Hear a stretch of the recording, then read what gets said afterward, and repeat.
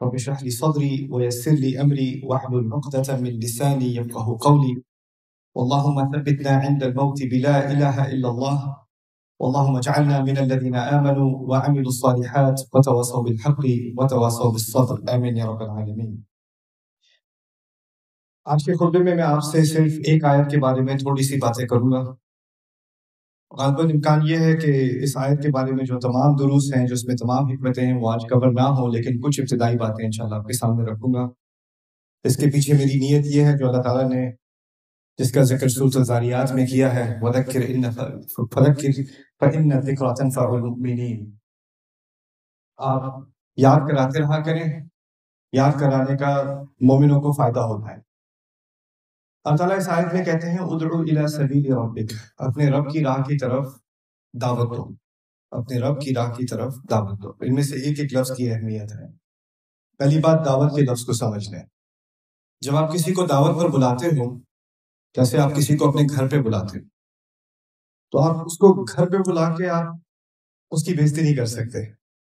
گھر پہ بلانا کسی کو عزت دینا ہوتا ہے، گھر پہ بلانا مہمان نوازی ہوتی ہے، گھر پہ بلانا ہوتا ہے تو جو بھی آپ کے گھر آتا ہے اس کو ایسا محسوس ہوتا ہے کہ ان کے گھر آنے کے بعد میں حفاظت میں ہوں، امن و امان میں ہوں، میں سیفٹی ہوں، میں اندر جا کے مجھ پہ کوئی چلائے گا نہیں، مجھے کوئی گالیاں نہیں دے گا، میری کوئی تنقید نہیں کرے گا، میری پول نہیں کھولے گا، میرے عیب نہیں نکالے گا۔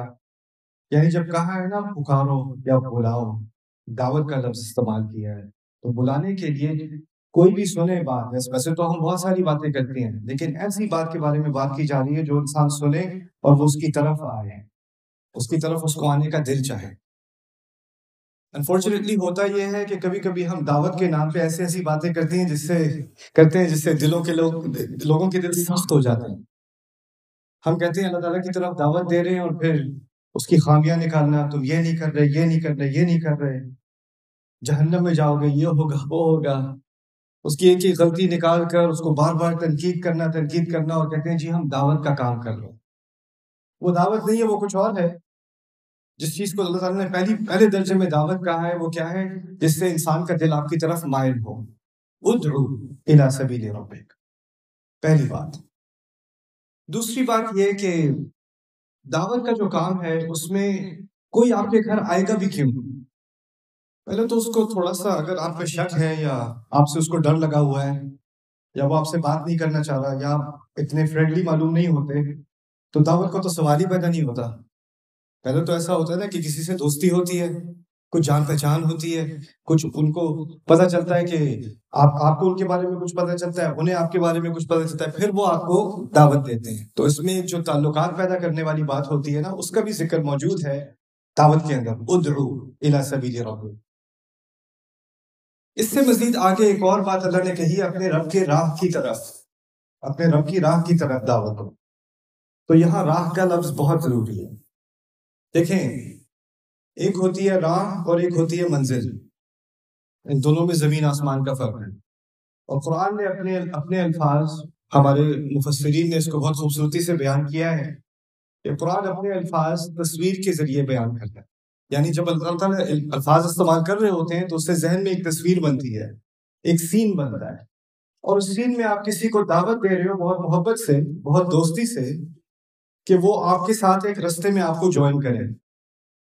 یعنی اس کا مطلب یہ نہیں ہے کہ آپ کسی منزل پہ بلا رہے ہیں، آپ کسی رستے پر بلا رہے ہیں۔ اور رستے پہ بلانے سے مراد یہ ہے کہ آپ خود بھی نہیں پہنچے ہوئے کسی منزل پہ۔ اگر میں کسی کو بلا رہا ہوں اس طریقے سے جیسے میں تو پہنچ چکا ہوں، تمہیں دیر ہو رہی ہے پہنچنے میں، جو پکارنے والا ہے، جو اللہ کی طرف بلانے والا ہے، سننے والوں کو ایسا محسوس ہو کہ یہ سمجھے تو یہ تو بہت ہی پہنچی ہوئی چیز ہے، بس میں ہی پیچھے پڑا ہوں، اب یہ میرے لیول تک آ جائے تو پھر یہ کچھ ان کی کوئی حیثیت ہوگی، تو یہ سبیل کی طرف دعوت دینا نہ ہوا۔ جس راستے کی طرف دعوت دی جا رہی ہے وہاں تک کہ اس کے بارے میں تو ہمارے نبی نے بھی کہہ دیا، ان سے بھی کہلوا دیا صلی اللہ علیہ وسلم، قل هذه سبیلی، کہہ دو یہ میرا راستہ ہے۔ یعنی وہ بھی ایک راستے پر چل رہے ہیں اور پھر وہ ساتھ ساتھ اوروں کو بھی پکار رہے ہیں کہ تم بھی اس راستے کو میرے ساتھ جوائن کرو۔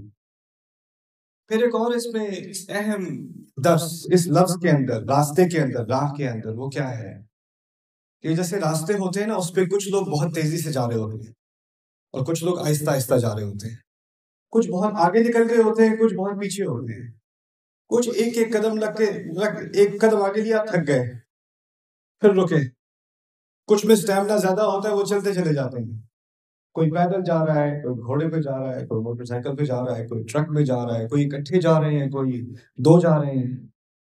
جا تو سارے رہے ہیں لیکن ایک رفتار سے نہیں جا رہے، ایک سپیڈ سے نہیں جا رہے، ایک ساتھ نہیں جا رہے، لیکن ہے ایک ہی راستے. ہو سکتا ہے کوئی 50 میل آگے، کوئی 50 میل پیچھے ہے. اب اس کو سمجھنے کی کوشش کریں کہ جب آپ کسی کو اللہ کی راہ کی طرف پکار رہے ہوتے ہو نا، تو اگر آپ اس راہ پہ چلتے رہے ہو تو آپ کہیں تک پہنچ گئے ہو. جب آپ کسی اور کو بلا رہے ہو نا، تو اس سے میں یہ توقع نہیں کر سکتا کہ جہاں میں پہنچ گیا ہوں وہ وہاں سے شروع کرے. وہ جہاں کھڑا ہے اس نے وہاں سے شروع کرنی ہے بات، وہاں سے اس نے پہلا قدم لینا ہے. اور میں اس سے یہ توقع بھی نہیں کر سکتا کہ وہ میری سپیڈ سے چلے. تیز تیز چلو، جلدی جلدی چلو. تم اتنے آہستہ کیوں چل رہے ہو؟ تھک کیسے گئے؟ رک کیوں گئے؟